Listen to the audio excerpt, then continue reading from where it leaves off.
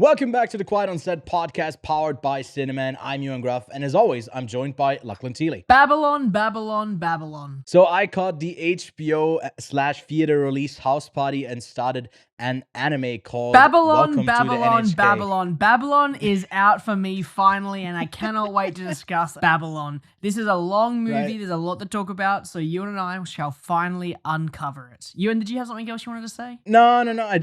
Well, let's roll that intro. We are professionals. This is a professional podcast. Yes. Breaking Bad and Better Call Saul. Hello there. Which actually, Did you this get is me a gonna hat be a as bit, well? Yes. So I've got Dooncam. It's just a camera with my Dune steelbook. Welcome back, Lachlan. Today we want to waste not a lot of time to get to Damien Chazelle's long-anticipated Babylon, with half of Hollywood starring in it in iconic roles. Oh yeah. But I guess before we do, we are obligated to talk to quick news, which we'll keep as brief as we can today, with heaps of energy that's pulled down a bit by the news that I guess there's going to be a sequel to Without Remorse, which is a movie that Lachlan, both of us, don't really like that much. Love it. Although you're... Oh, well, really? I told you to go see it, and then you hated it, so... Oh, right. No, sorry. I was thinking of a different movie. Sorry, I got two movies mixed up. Without Remorse, the one with Michael B. Jordan, the one that tries to be a spy espionage thriller, but ends up just being like a hot pile of shit. Yeah. It's coming back to me now. Well, that one's getting a sequel. Terrible. Oh, excellent! It is getting a sequel. Yeah, finally. cool. A number 2. As it was already a number 2. Well, number 6, I'd say. It's called Rainbow 6. Oh, no, my boy. They've massacred my boy. I mean, Michael B. Jordan is back. The good news is not the bad news. The good news is that the John Wick director is attached to direct the Rainbow 6 films. So maybe there's hope that this one will actually not be, what did you say, a hot, steaming pile of shit? Yeah, that's exactly what I said. Exactly. There's hope, I guess. There's a little bit of hope. Anyways, speaking of a hot pile of shit, let's talk about the Oscars.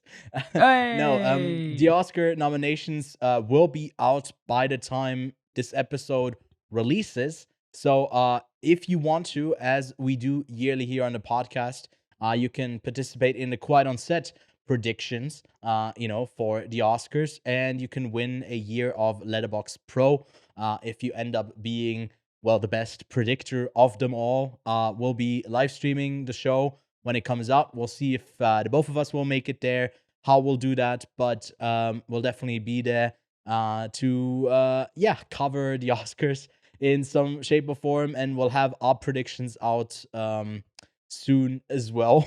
I kind of know in the last few years, we done terribly in these, like, terrible. Out of all of the participants, we were usually in like the bottom 4, like the both of us. So it's because the Oscars are so hard to predict. With people just just left hooks coming out of nowhere. Like remember when Green Book won? Crazy. Yeah, right? That was pretty crazy. Crazy year. I mean, this year I feel like it's not gonna go like too crazy with the win, because I feel like all of the front runners are pretty good. But I'm ready to get slapped in the face and surprised, that way. So looking forward to that.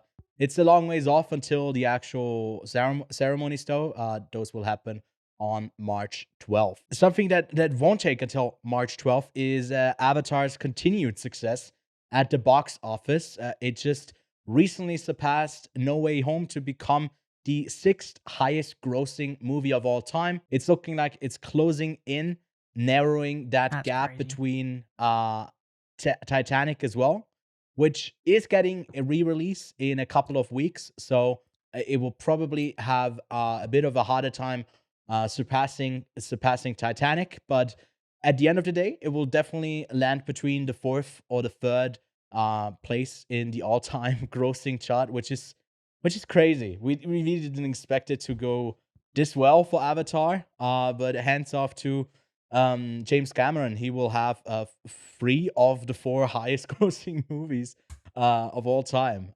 So yeah, he's going for a track record. He's trying to do Connect 4 with these movies. in terms of the top 10. He's just trying to get 1, 2, 3, Yeah. 4. But yeah, whatever. Uh-huh.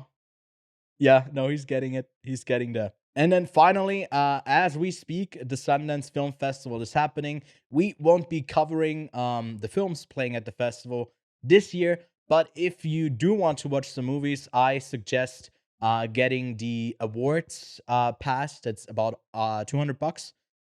So you get a selection of some of the best films that played at the festival for 200. But I gotta say, like, Sundance is pretty expensive, and I don't know how many movies you'll end up getting for that. It's a lofty price, but if you're interested in some of those films that might not get a distribution for a year or two, or never in some cases, go check those out. So that's it with quick news this week. So Lachlan, let's get to the very sparse what we've been watching.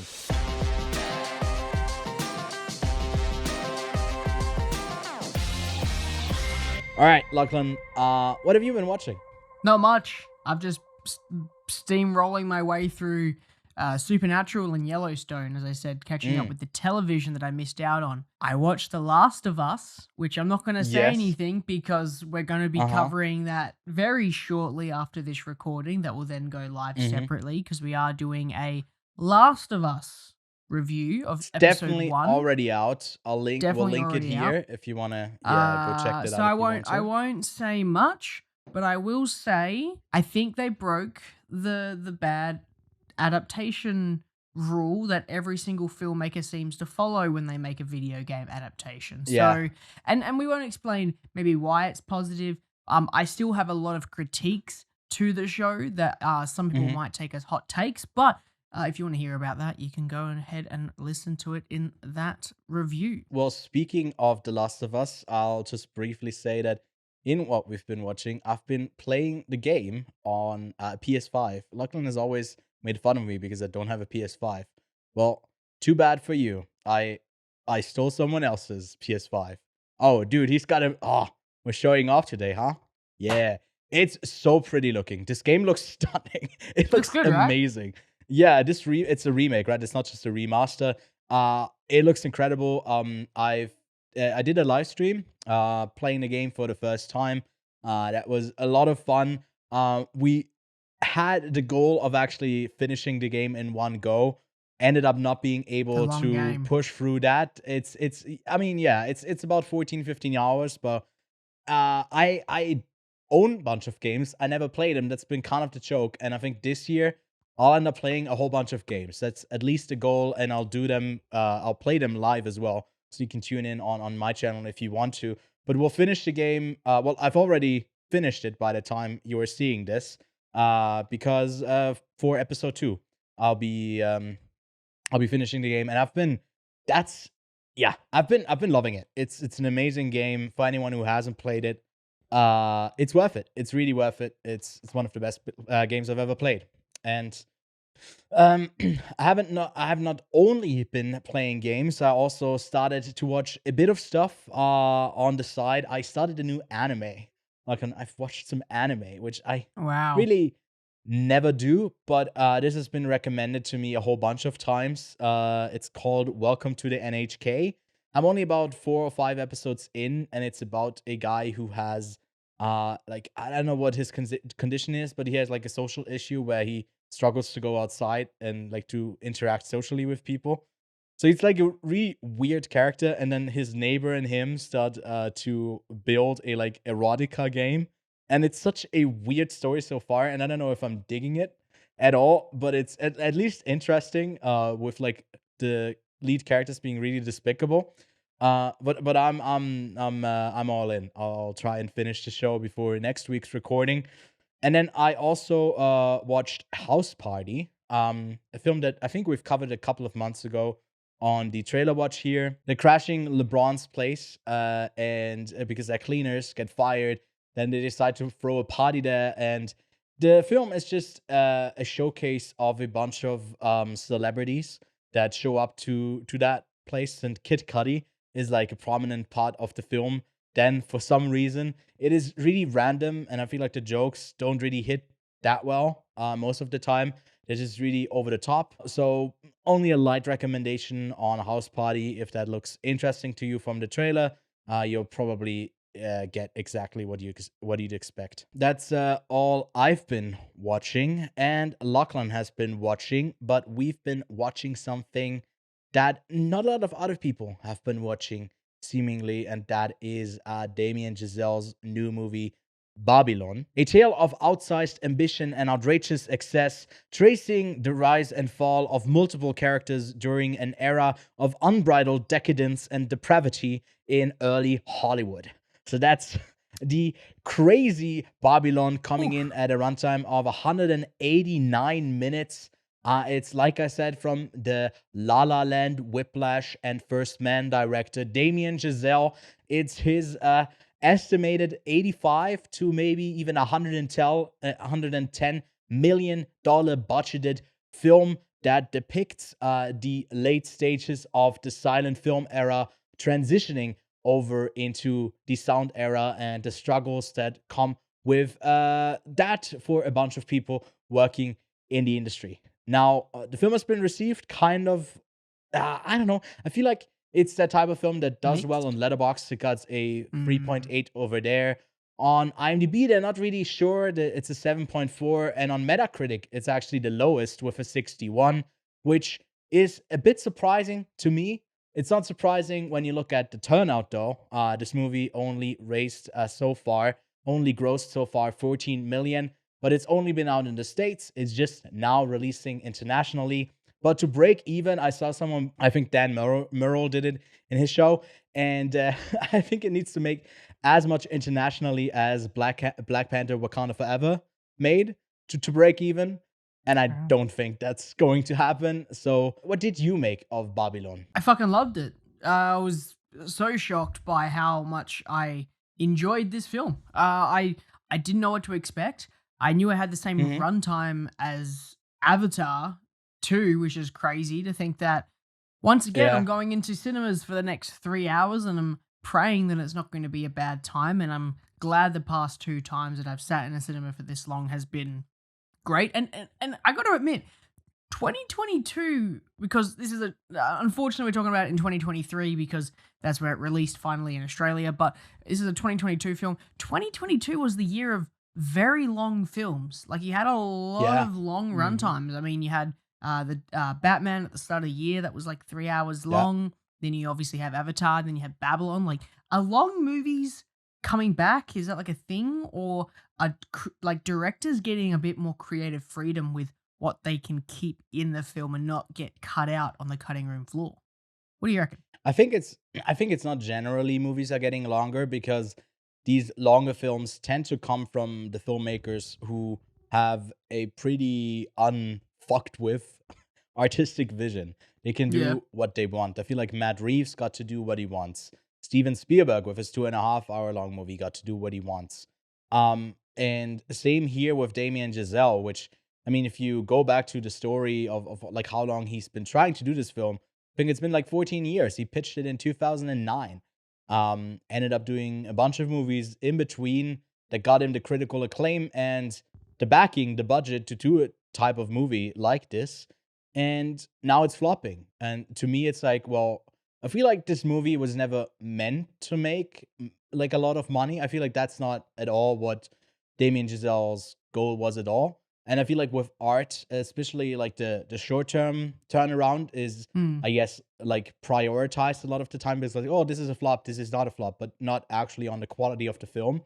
And I feel like he gets to do what he wants here, and he makes something that ultimately, I mean, I'll get to where I feel like there's a bunch of shortcomings in the movie that made me less, like, it made it less enjoyable for me than any of his other films.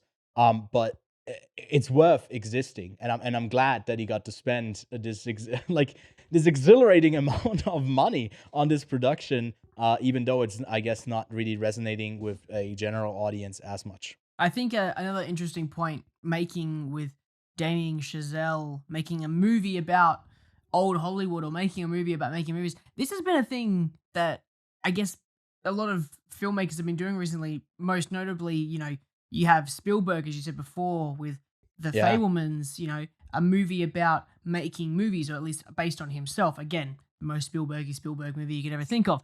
Then you've also got more recently as well. You have Once Upon a Time in Hollywood. You have Quentin Tarantino going back to that sort of early, as films started learning what sound was. They kind of found the foundation of making movies back then, early fancy Hollywood. And when it started to get a bit more, I guess, nitty gritty compared to this, flamboyant, roaring 20s, roaring 30s era that Damien Chazelle puts on screen. And then you had a couple years ago Mank from Fincher as well. Yeah. And there's seems to be this sort of, I guess, Hollywood like reminiscing on the classic Hollywood times, and you get to obviously see a film make a film inside of a film. It's really exciting when it does this meta-ness. There's a lot of films that have come out recently, as I said, Once Upon a Time in Hollywood, Fabelmans, Mank. But even if we go back a little bit more, Tropic Thunder as a great comedy of making movies. Like this style of movies is always really fun because it's both a, sometimes poking fun. Tropic Thunder is obviously a great example of what the movie world can do. Babylon balances that because it's a balance of the absurdity, the craziness. And I'm sure some of this stuff happened, but I'm not going to say that all of it probably happened. And then you've got the balancing act of, okay, we've actually got to make a fucking movie here, guys. Let's calm down and let's actually do something. So for me, I knew that's what this movie was going to be. This crazy world that the early sound films were, and how they sort of changed the landscape. And my God, it was just a intense thrill ride every single scene. And there's not a lot of scenes in this film. They're just maybe like 6 or 7 really big moments that take up a large amount of your time. Like the opening is like a party in the night, and it's a good 45 minutes long at least, and that's the opening. Yeah, the opening I think is like it's 30 minutes screen. long until we get My the God, credits. it's insane, right? Yeah. And there's this intensity throughout the entire thing. And then you follow on, there's some more scenes about making this movie, and it's not really spoiling, where this film goes, but there's just moments of making a movie and then another movie comparison, and it's just these two moments existing side by side.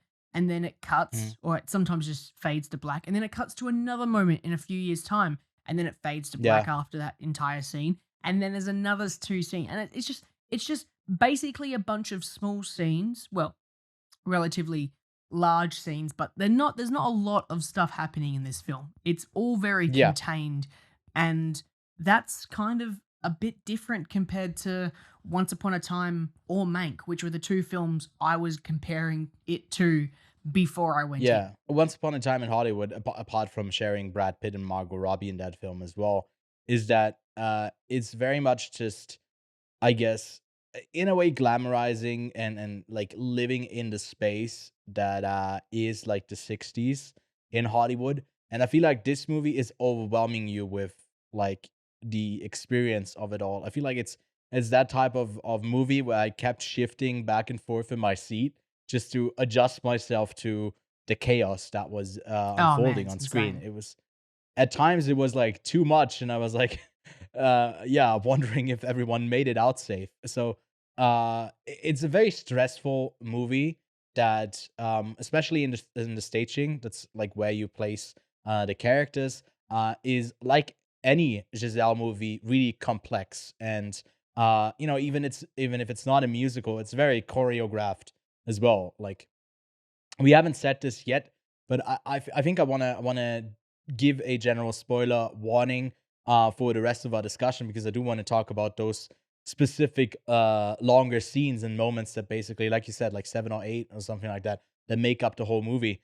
And go give it a try. I feel like, if it's not for you, then I guess just walk out after an hour and you see like a really intense party scene and maybe the beginning stages of someone's career, and you're good. But I wouldn't go out of my way, because it's like we usually do that at the end, but I feel like it's a hard movie to recommend to someone.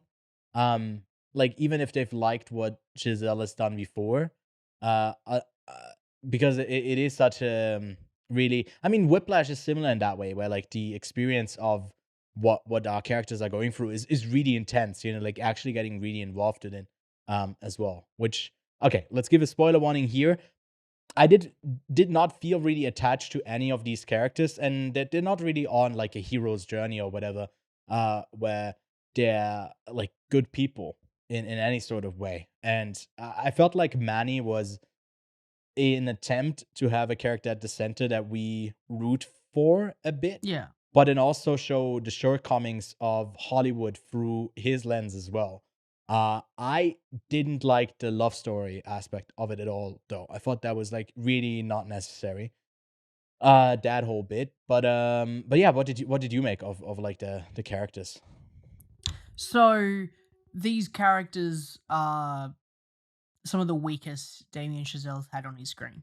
And Yeah. I think that overall this story is quite weak compared to the previous stories Damien Chazelle has had on screen. Hmm. This is Right. not my favorite Damien Chazelle film, and I'm definitely not going to pretend that like it is, even though I am going to praise the film for a lot of reasons. It's just that his previous films are more contained and they're more focused, Right. and that will give you a better connection to those characters, and that's a fact. Yeah. You know, the story of Whiplash, you know, a student and a teacher. You know, you never think that story's going to stick with you, but that's iconic. And then you've obviously got Emma Stone and Ryan Gosling in La La Land. And you're like, God, that's incredible. Like you just like this is a cute love story. But then you get Babylon, where you have, you know, an ensemble of characters, which there are definitely ensemble projects done by other filmmakers in the past that still have a more you still have more of a connection with those characters, but Babylon Hmm. just seems to be more concerned with the The setting is it yeah. like similar to? Do you think it's similar to Once Upon a Time in Hollywood, where it is more about the setting? Because like I feel like that is maybe a comparison, the obvious comparison that you could make here, because they're similar, like on a surface level in a lot of ways. But Once Upon a Time doesn't really have that critique of Hollywood that much at the center of it all. Yeah. And I feel like this movie is, to me, not really balancing the act of really praising film and in a sort of way also critiquing it. Uh, Although it does try to make that connection by the end of like how it can connect or emotionally involve you. But I just thought it was a bit cheesy. But yeah, and I agreed. The character work here is probably like the weakest. I didn't really like that we got these.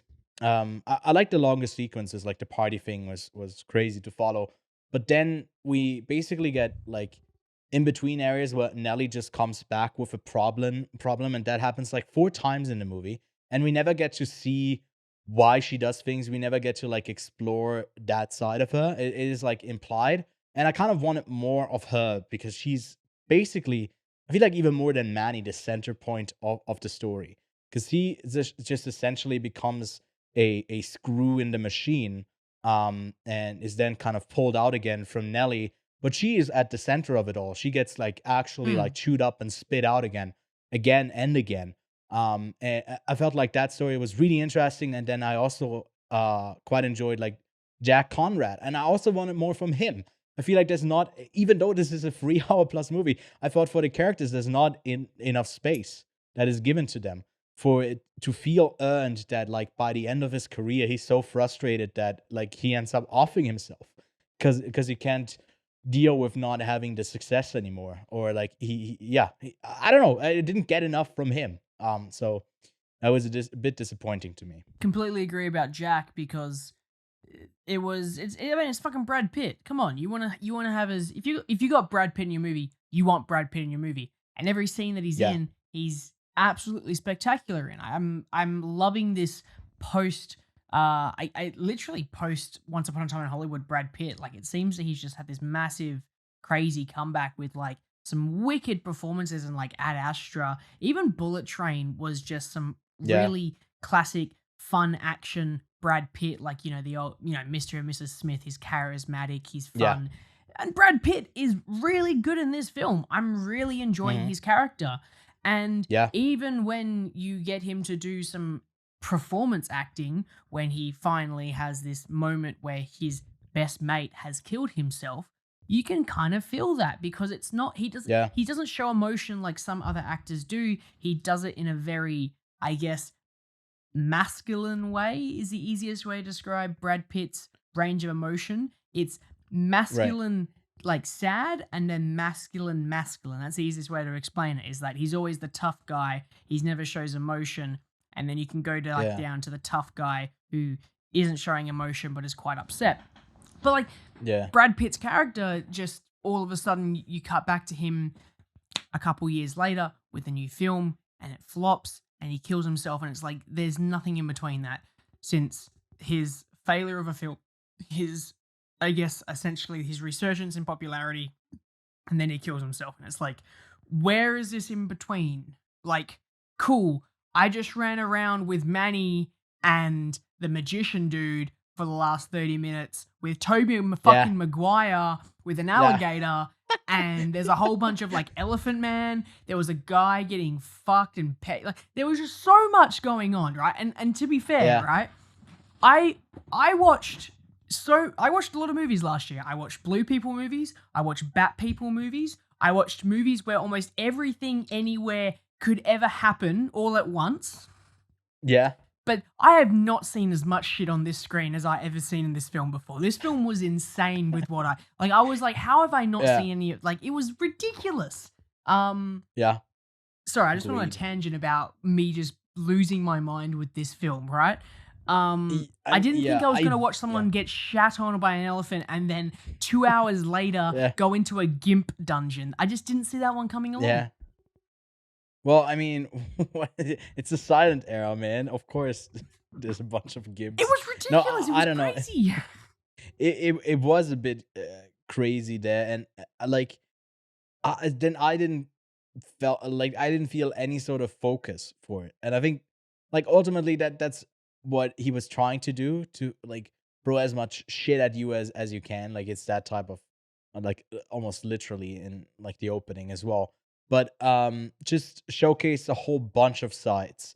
But it still had like the groundwork of this epic story of someone making it in Hollywood, coming up and then going down. Like it's almost like a gangster story where he makes his way up to production shift, sound stage, whatever manager that Manny ends up being, and then he has to flee the country and he comes back. Like he has that moment that's like typical for crime movies, and it is an odd framing for this film overall, you know, to have that like somewhat in there as well. Lachlan, do you think Babylon is more of like an homage or a parody of Hollywood, or maybe a bit of both as well? It's a bit of both. However you categorize it. It's like it's a perfect mixture of, I guess it's a good mixture. I mean, it's taken to the extremities. And that's the fun part of it. It's that he probably heard of this little rumor of this wild party that happened in the 1920s. And he was like, let's turn that dial all the way up to 11. And let's just make everything that could possibly go wrong, wrong. Yeah. Well, if you, I guess, pick a scene, you know, because we said there's like a bunch of like longer moments that ultimately like make up the film. It's not like shifting every couple like scenes and then time passes. It's really just you get a longer one and then an extended like period of time actually passes. Did you have like a favorite of these moments? I would say the moment where Manny goes and meets Tobey Maguire's character is probably one of the wildest scenes in the entire film, because it's that perfect Hitchcockian there's a bomb under the table scenario with the fake money. Exactly. And I really enjoyed that when it was like, I have to admit, the humor in this film slaps. There's the scene prior where Margot Robbie's character, Nellie, is doing her first sound scene, and it just piles on top. It's just intense thing. And then there's massive release with, I guess, the first AD losing his fucking marbles. telling everyone that he's going to shit on them if the next person who like breaks the cut. And that was really funny because it was like this building of tension, and then it's just this massive release. But for me, there was this, obviously the scene prior, the scene I'm talking about beforehand with Manny and Tobey Maguire's character, who I don't know Tobey Maguire's character's name, James McKay, where Manny goes to meet James alongside his wizard friend who gives drugs to people on set. Yeah. And obviously it starts off with them going to meet him, and he's nervous because it's like this, you know, this kingpin drug lord, I think, how they pitched it to him. And they are discussing, and he kind of wants to go in and kind of go out, but, you know, they stick around for a drink. Anyway, Tobey Maguire's character wants to, you know, pitch film ideas. And of course, why would you not? You've got a famous film director in front of you. It doesn't matter who you are. If you're a drug lord, if you know, just a nobody, you're going to pitch your ideas to a movie producer. That's your only chance you've got, right? And while he's pitching, he goes to double check why the drinks have taken so long. And in that scenario, you learn that the money he's handed over to kind of pay off Nellie's debts is prop money, fake money. Oh shit, he's going to die. Yeah. And then it goes onto a wild ride of, hey, you should make a movie based on this person that I know.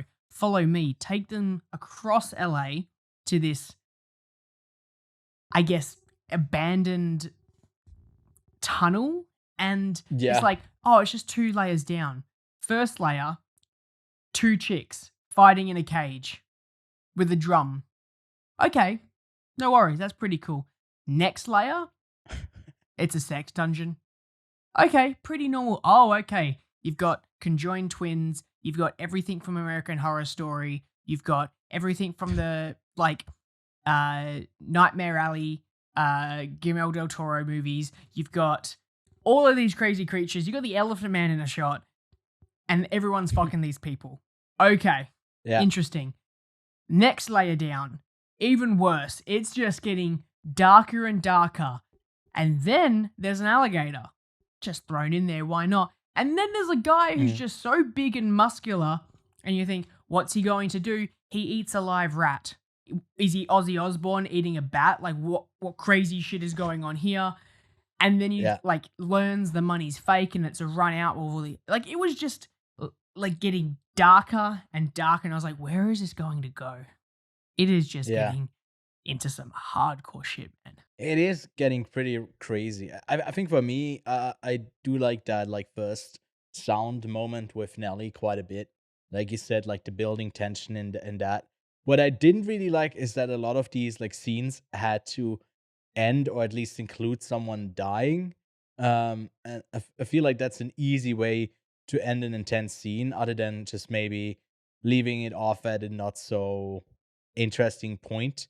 So it feels like a lot of the stuff that Damien Chazelle still does is like these things that self-contained would even work quite well. You know, and not just overall in the flow of the story. You know, someone going there and you basically learn everything there is about it. And what I found a bit frustrating with the film is that all of these individual longer scenes didn't really add up to something that I thought was worth staying in the theaters for 3 hours for. So I really felt the time. And maybe I was also going in with the wrong set of expectations from the trailer, which was so incredibly crazy. And then we get that craziness, but I feel like we get it in doses. And obviously you can't keep it up for the whole time. But then I felt at times it was going into like a slower story. But then whenever like Nelly was back in there, they just try to, I guess, bring that back up. Like for me, one of those moments where they try to make her a proper leading lady woman at that like dinner thing was just a bit too much. Like where you can't hold back the crassness, and obviously you're going for the dichotomy of these two different things of what Hollywood is becoming and the legacy of the people who can't fit into like the mold that they were previously in the silent era. And I think obviously it's purposefully over the top. It just didn't always land for me. And I don't know, something about the Tobey Maguire stuff was really just, I like the scene the concept of the scene, I didn't like it as much in this movie. If that makes sense.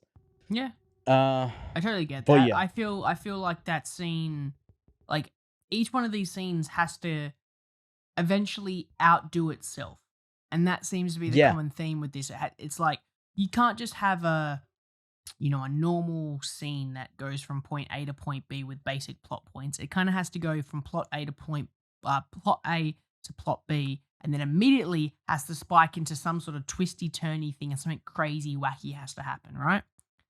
Yeah. That seems to be every scene, besides 2 or 3 kind of small spin-off scenes.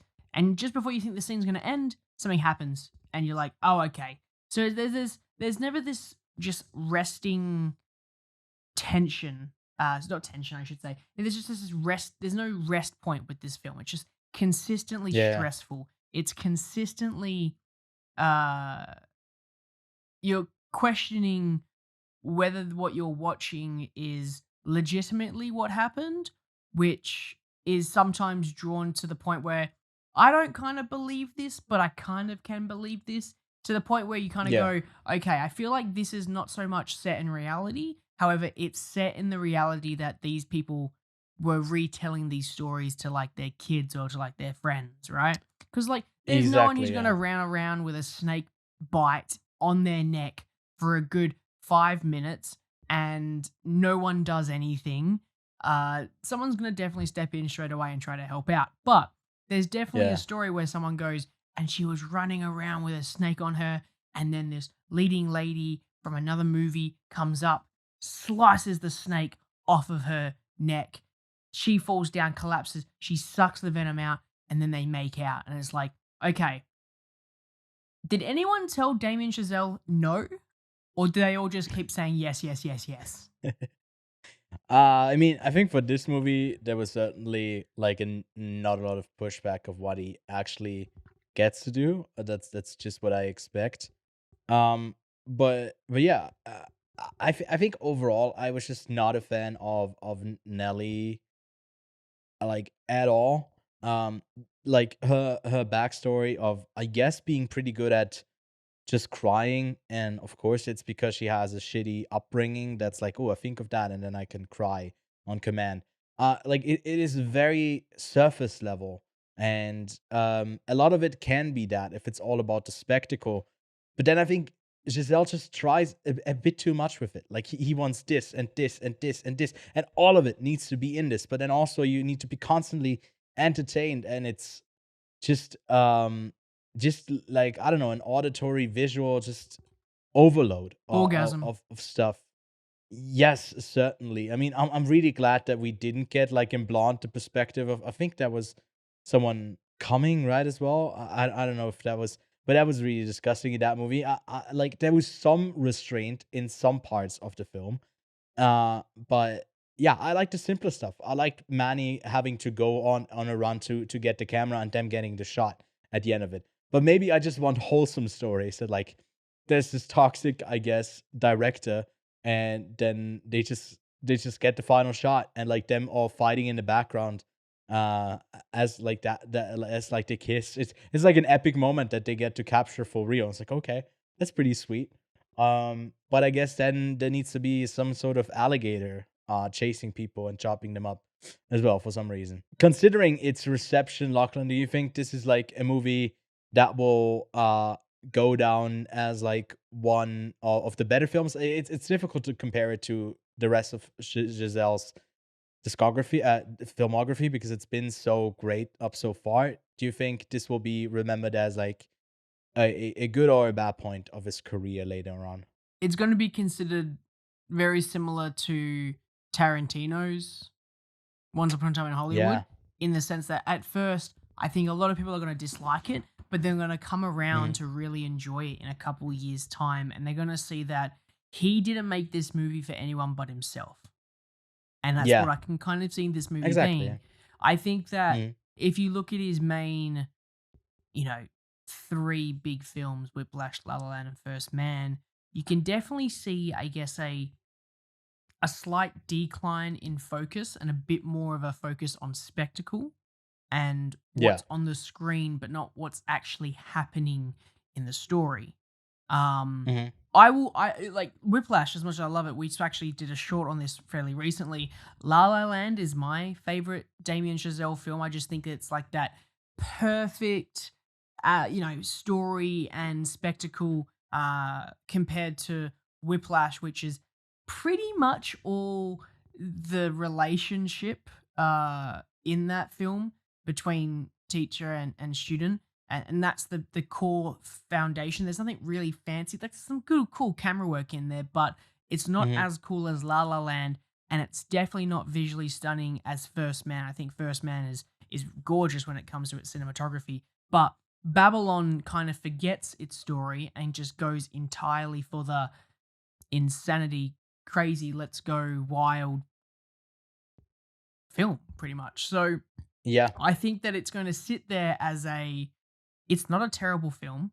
It's not his like worst film ever, but it's definitely not his most focused. But again, who needs to have Yeah. a focused filmography? I think it's good to have a bit of everything. I mean, right now he's done a drama, a musical, I guess Sci-fi drama. like it's not really even sci-fi because it's still set in reality, but like I guess an adaptation of a I an mean, it event is a that bit actually science happened. fiction. Um, and then you've got whatever the fuck Babylon is. Yeah. It's a pretty It's diverse it's range of films. I'll give him that. you get a new genre, which is the artist's free reigning vision, where they just get to do whatever the fuck they really want. Yeah, And yeah. it can be messy, like with Inaritu and Bardo. We've gotten like heaps of films in 2022 that were like that, and I hope we still get them. Although some of them I really didn't like, some of them I thought were really entertaining. Like this film, but ultimately I think there's some aspects that I really appreciate for it. If I had to break it down for like in Oscar terms, maybe I'd say that like it's not a best picture contender for me, but certainly for editing, for cinematography, for production design, for the costumes, all of that stuff is really outstanding. And just goes to show, if you got talent and you got the money, you really can make a amazing spectacle. And I guess the story and the film aspect, the narrative overall, I guess, just connects with certain people, with others Mm. don't. But at least that we still get these like really big films. Even like something like The Northman, that had a similar range budget that also didn't do well. I really don't want to see like less of these films. And again, I don't want to talk about numbers. I feel like that's really boring. But I just hope that regardless of this, studios don't stop letting creative people do this unique work. That we need to fuel kind of the industry, apart from just the money making aspect of it. And Mm. Paramount has like a heaps of money with Top Gun. That was such a success. They can make a couple like 150 million like in like the red Oh, with for this film. sure. That's just Oh, totally for fine, sure. totally fine. But where would you think like this movie would shine in like the Oscar race? Um, Tough. Possibly best original screenplay, maybe. I Right. feel like the screenplay could be quite good. Um, I forgot about the score. How did I forget about the score? This yeah, this is because how that's have the we not talked fucking about the score so yeah. far? Have we not talked It's the about it so most far? score to ever score. It is so Like, scory. It gets 10 scores out of scores. yeah. It It's get 10 scoringly score. Scorseses It's out of so hot. scores. Yes. It's so scory that Sure. Scorsese. How what else can we do with this? It's so. I have nothing. It's Taika Waititi's new film, The Next Goal Wins. It fucking scores. Scores. Ayo. No, that's a Um, bad one. it is definitely a fun score. I mean, I Yeah. guess Damien Chazelle has always had this really exciting relationship with music in his film. It's always on point. I don't think there's a single film that I can say that there's no, like, I guess both the musical score of the film and a soundtrack at the same time plays a massive part in these films. And in this one, music just goes hand in hand with whatever's happening. And I, I would probably even say like that last moment in this film. Oh god, it's spectacular. It's wicked. It's just so gorgeous with what it presents to you. Uh, hmm both Yeah, what did you audibly think and about of visually. the ending? Because it's Oh yeah, I like loved it. it's got Avatar in there as well, Oh my and god, I you absolutely got loved it.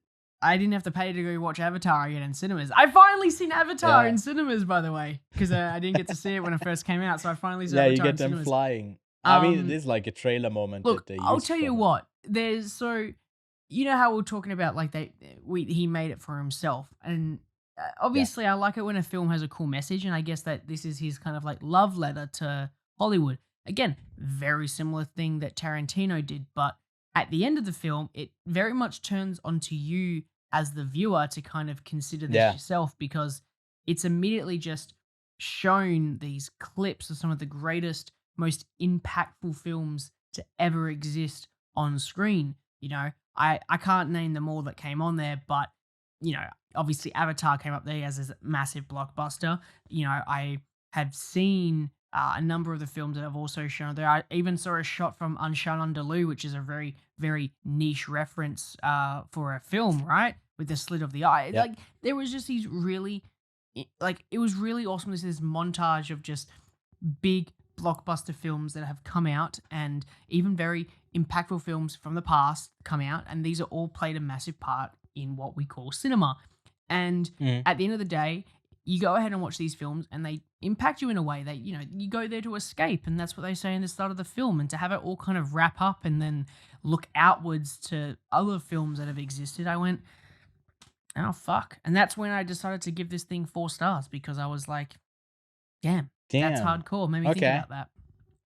To be fair, the ending for me took it half a star down.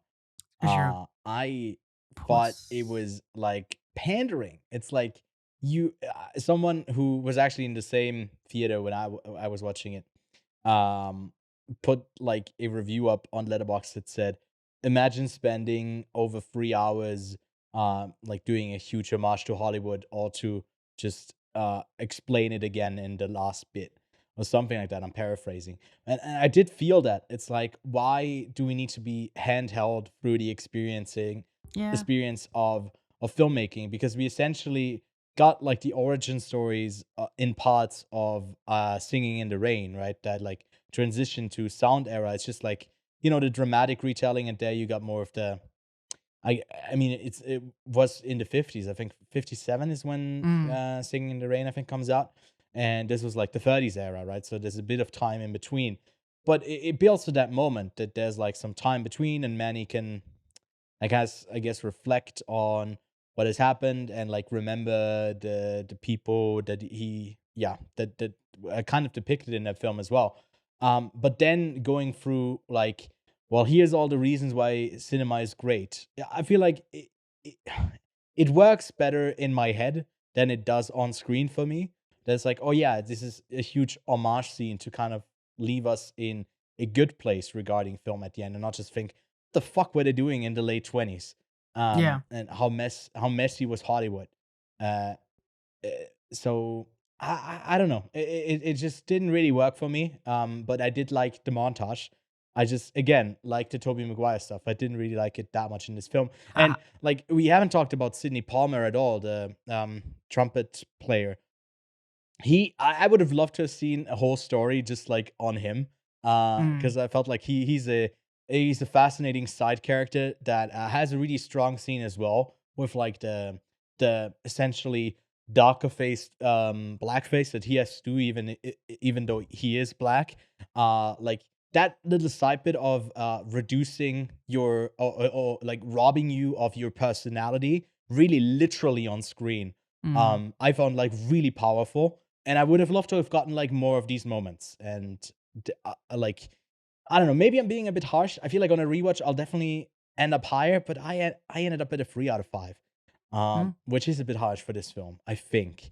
That's cool. Because I was really close to the 3.5. I might change it on a whim, but it's definitely closer to a 3.5 than a 2.5 for me. Overall, I'd still recommend the film. And We can pull this film yeah. apart, because if we're pulling this film apart thematically, there is just nothing here really. But at a surface level, this film does present a lot of ideas, and again, it's because he's too focused on this visual spectacle that there's not a lot of substance in this film that I think you and I both attach to when we watch films. We very similar to what they say. We go to watch movies for particular reasons. They present some wicked messages sometimes, but there's just nothing of substance here. It's all surface level. But the thing is, when you're watching a film for 3 hours, you don't want to be thinking too deeply, especially when there's a lot of shots of exactly naked people, elephant shitting, gimps, alligators, and Tobey Maguire, who looks like he's been, emo Spider-Man for the past 20 years, right? Who's been doing shit tons of cocaine. This is not a film where I want to go in and just be thinking about, how racist Hollywood used to be, because we know that for a fact Hollywood used to be very, very bad, and in a lot of places still sometimes is. And this is not the film that Damien Chazelle is trying to make. He's trying to make a point that it used to be like that, but he's more focused on showing you the crazy shit that happened, because he, like, Sidney Palmer just walks out. He just leaves. He's the only person to come out of this film unscathed, because he left this toxic workplace and said, I'm not coming back. And look at him now. He's the only one who's not dead. He's loving his life. He's still playing music. It was just that the film industry made him popular and he was able to get to an audience. But now, he's the only one who's come out unscathed. That's why, like, I think he's my MVP of the whole story. Like, whenever he popped up, I was the most invested. By default, I scooted forward in my seat. By default, what do you mean? He's MVP because he's the only one who's not dead. Well, I mean, man. He's the only one who's not really even he, like, at the start of it, is like this ambitious guy who, like, keeps, like, down talk or, like, shit talk the other people in his band, or, like, specifically one other guy, because he does have a bit more ambition. But ultimately, I feel like he's the only person who I kind of was bearable on screen as well. I mean, there were some fun cameos in it as well. I liked Samara Weaving just popping up there for a bit as, like, this more established like actress that gets replaced by Nelly. And Olivia Wilde randomly with, like, one of the wives of Jack Conrad, where I think the opening to Jack Conrad is hilarious, where he just pretends to be Italian, which doesn't really reflect his character, like, at all. I feel like a lot of it is just for the humor and at the expense of character stuff. But you see, the thing is, the funny thing about this is that I thought this was Damien Chazelle making fun of the actors that he's got in these characters, because in a previous film, Inglourious Basterds, he pretends he's Italian, and I was like, okay, he's doing that. Yeah. And then in another previous Margot Robbie film, she goes to a cinema and tries to get in for free because she's the star. And there's another scene just like that, and I was like, is he making fun of the Buongiorno scene and the scene in Once Upon a Time in Hollywood? Definitely is. That's what I thought was going on with some of these actors, and maybe I didn't put them all together for the other actors that are in this film, but, like, that's what I thought was going on. He was, it's the balancing of, this has happened in another film before that you've probably recently seen, because they're both very popular films in those two actors' filmography. But at the same time, I was like, is it just, it was coincidence that it was written in this film? Like, I don't know. I mean, originally, I think Emma Stone was supposed to be in the role of Margot Robbie, and Leonardo DiCaprio was also going up against Brad Pitt for the Jack Conrad role. But they also rewrote it, because I think at parts this was actually more of like a historical biopic with a bunch of real people, and it became more and more fictional. And I assume then also got, like, they were able to ramp up the intensity and elephant ridiculous. Shit. But that's that. I think that's been more than enough. If you've been intrigued by the trailer of Babylon, then I feel like the movie overall, at least in some parts, is, like, not at all a letdown, in my opinion. And I think Lachlan will second that. So go give it a try if you want to. Now, Lachlan, if you had to select a double feature alongside the very long Babylon, what's the movie that you would pick? Well, I mean, I spoke about it earlier. It's a movie about making a movie about serious actors who also blackface, I guess, in this film as well. So it's Tropic Thunder. Tropic Thunder, right? That's like the only Tropic suggestion Thunder, baby. I can think would be, great actors in it, great humor. It has a meaty message. Well, Lachlan, I got a meaty message for you, and that's Mark Wahlberg's Long Schlong in Boogie Nights. Jesus Christ. 'Cause that's my double feature pick. All right, I like that one. That was a good one. That's like something I would say. Yes, exactly. I was channeling my inner Lachlan for a second, and then I was like, "Get out of me, Lachlan!" Anyways, go watch Boogie Nights by Paul Thomas Anderson. It's a great film, really enjoyable. Also, I think like over like 2.5 hours long, something like that. So it's very similar to Babylon in a lot of ways, and then also not, because it's more about the porn industry, but also in the valley. So you got the similarities there, but heaps of movies about movies, or the movies that you don't really show on the big screen, but on the small screen at home with Boogie Nights. Those are my picks. But up on the big screen, on your infinity pool that we all got at home, is the new Cronenberg film, Cronenberg Jr., Infinity Pool, of the same name, coming out in the States on January 27th. No release date for me yet, so we don't know if we'll get to cover this on the show anytime soon. But be on the lookout for that. Had a really intriguing trailer, and if you are in the States, go check it out. Then again, the Sundance Film Festival is currently happening. You can even do some of the films online, so check out the Sundance Film website if you wanna catch some of the films playing there. And Lachlan, I think that brings us to the end of the show. Again, another reminder linked below is the participation form for the Oscars prediction that you can go fill out right now. We'll, I think, do it next week because I do want to get the nominations out of the way. I kind of want to do them as soon as possible as they come out, so we don't have because leading up to the ceremony, there might be some other award shows, and then you kind of have a clearer picture of what might win. I don't want that. I just want it like now. I want to try now and be as wrong as I possibly can, as early as I can. So that's what we'll probably end up doing in parts next week's show. And you can follow us in the meantime on YouTube, on Spotify. Leave a rating over there. Appreciate the 5 stars. And leave a like and subscribe to the YouTube channel here. You can go check out our review of The Last of Us Episode 1. Really keen to see more of that show. We'll also do a series review once that comes out. But Lachlan, in the meantime, I don't have anything else to say. Stay safe. Stay clear of the bottoms of any elephants that might cross your path. And we'll see you next week.